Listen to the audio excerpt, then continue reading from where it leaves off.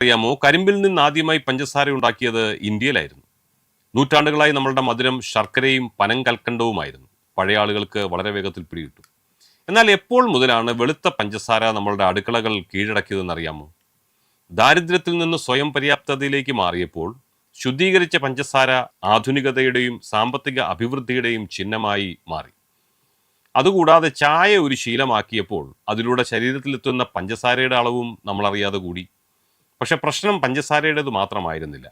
ഉയർന്ന അളവിലുള്ള അരിഭക്ഷണവും വ്യായാമമില്ലായ്മയും പഞ്ചസാരയും ചേർന്നപ്പോൾ അത് മാരകമായ ഒരു കൂടിച്ചേരലായി മാറി. കഠിനാധ്വാനം ചെയ്യുന്ന ഒരു കർഷകന് വേണ്ടി രൂപകൽപ്പന ചെയ്ത ഭക്ഷണം യാതൊരു കായികാധ്വാനവും ഇല്ലാത്ത ഒരു തലമുറ കഴിക്കാൻ തുടങ്ങിയപ്പോൾ നമ്മളുടെ ആരോഗ്യം തകരാൻ തുടങ്ങി. പഞ്ചസാരക്കെതിരായ വികാരം ഇത്രയധികം ആളിക്കത്താൻ മറ്റൊരു പ്രധാന കാരണം കൂടിയുണ്ട്. അതിൻ്റെ നിർമ്മാണത്തിലെ ഒരു ഞെട്ടിക്കുന്ന രഹസ്യം.